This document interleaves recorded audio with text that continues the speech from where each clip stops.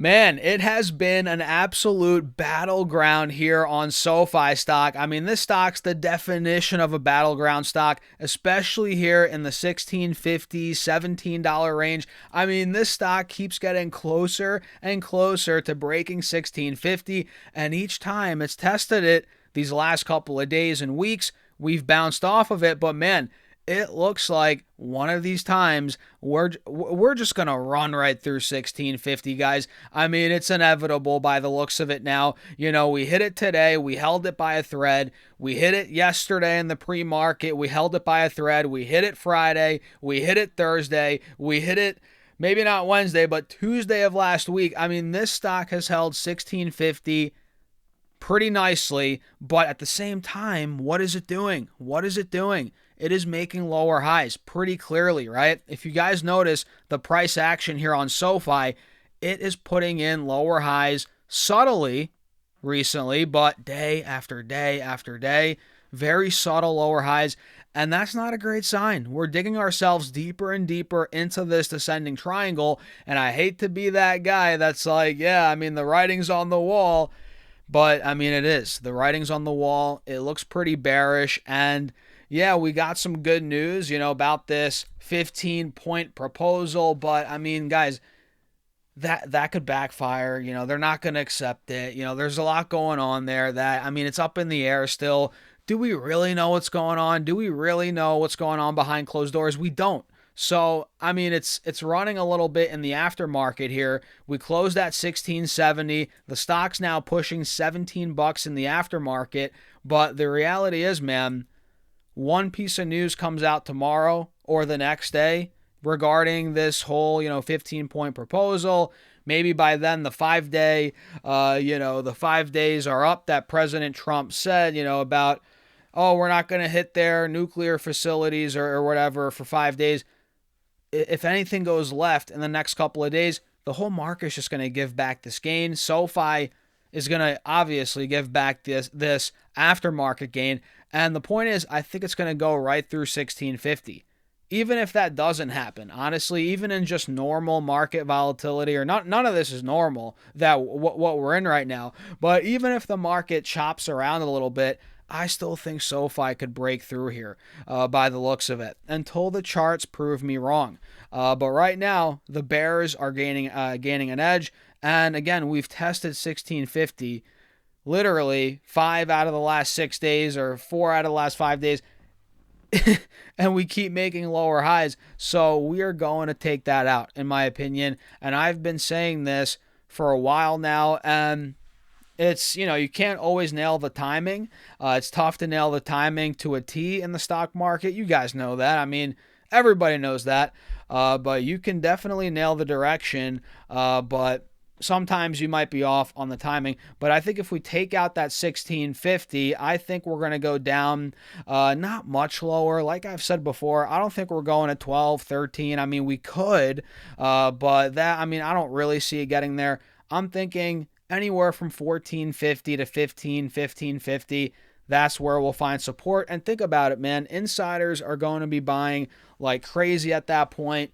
Noto already bought 2 tranches of shares recently, at least to my knowledge. Maybe it's more by now. I don't know. I'm pretty sure it's just 2, though. And you think he's not going to buy more at 14, 15? He is. So, yeah, in the short term, it's going to suck if SoFi does see this triangle play out, which it's pointing to that. But you got to realize you get a better deal if you really believe in SoFi long term. And the fact that the CEO's buying as well, he'll probably buy. We don't know for a fact, but we know for 95% certainty, or, we're 95% certain pretty much that Noto will buy more at 14.15. So, I mean, if you're an investor, it takes years sometimes for things to play out. Maybe it takes 12 months, 18 months. I don't know. But you got to let it play out. And at this point, if you believed in SoFi at 25 a share, 30 a share, why would you not buy it here? You know what I mean? That's just my thing. And if this breaks through to 14.15, it's an even better deal, And I guess now that I think about it, Muddy Waters would love to see that happen. So kind of part of me is like, I don't want it to happen. Part of me is like, let's just rip the $20, screw it, right? Just to stick it to muddy waters, screw them, right? But the reality is, man, we're speaking reality here. I'm not trying to, play one side or the other. Objectively, this chart does not look good for the Bulls, but I hope I'm wrong. Just so Muddy Waters gets a big, fu, right? But we know I don't think they're short anymore, but we do know that they're in out of the money puts. So I don't know exactly what they're in, but I know they're in out of the money puts. I think like a year or two out. I forget what he said on CNBC. But yeah, realistically, he's in like $10, $12 puts, strikes, right? $10, $12, maybe 14. I mean, that's what I would assume. But what do you guys think? So yeah, part of me is like, I hope it breaks out, but the reality is, if this market swings back down in a day or two with everything going on overseas, I think SoFi breaks through. Muddy Waters probably takes their profit there, and we won't hear from them for a while, right? That's the reality, but I don't know. What do you guys think? Let me know in the comments. We're 6 minutes in here? Not bad, not bad. Make sure to hit that like button. Consider subscribing. We're on the road to 100,000 subs here on YouTube, guys. We're at like 64K. We just hit 64K. I appreciate all of you, but 50% of you watch the content and you don't subscribe. That's got to change. Hit that subscribe button, and let's see some other movers here. Actually, wait, before we do that, how are we looking in the aftermarket now? It is like 9 o'clock at night when I'm making this video, so we should have some pretty good price action. It looks like SPY is up now to 5. Looks like we're gapping up even higher here, guys. It's hitting 659.50 as of 8:40 p.m. East Coast time. So SPY is gaining here on top of what we saw pretty much in the aftermarket. Well, I guess we didn't take the highs out, but you notice the price action here, guys. You notice how we had that crazy gap up when we got that 15-point plan news.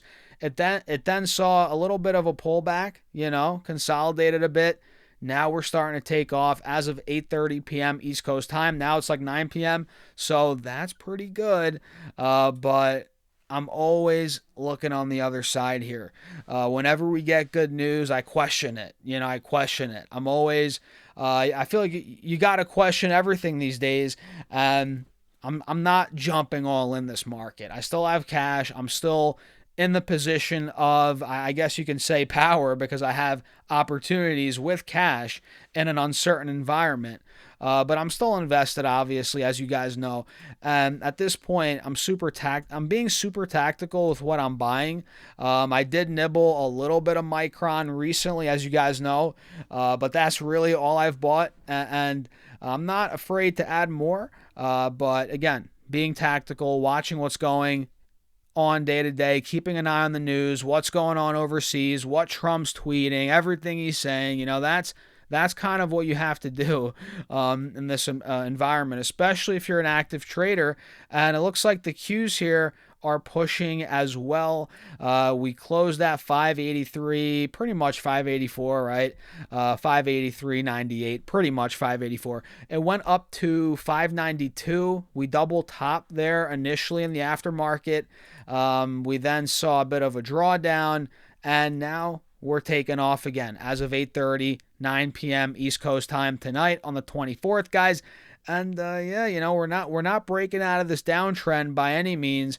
But the second, we all know this. The second this war ends, or where we declare victory, or whatever, however you want to frame that, or it's just the perception of winning, even though behind closed doors, there's still obviously conflict, right? Whatever happens here, once we get this thing to be over, it's behind us, that's, it's obvious the market's going to take off. It's pretty obvious, especially if we get more rate cuts, if the economy stabilizes a little bit, the labor market's a bit right now, not looking the best. Inflation's looking decent, but now with oil up, it's like, is that going to go crazy again? Is inflation going to shoot up?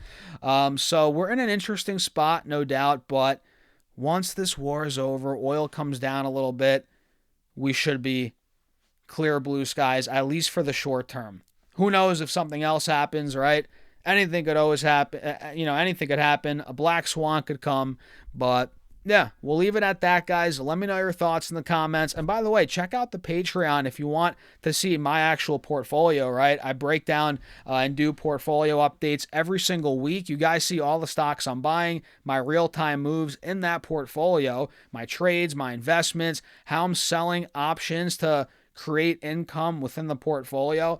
That's what I love doing, guys. Super easy, and you can make a bunch of extra money by just owning, whether it's hundreds of shares of stock or maybe 100 shares of a stock, or if you have a bunch of cash, you can sell cash secured puts. We talk about all that in the Patreon. There's also a private Discord. Check it out. Link down below, pinned in the comments, or go to stoccerfest.com/Patreon. I'll see you guys in there. And with that being said, cheers. Have a great night. Good luck tomorrow. It's going to be an interesting one. I'll see you then.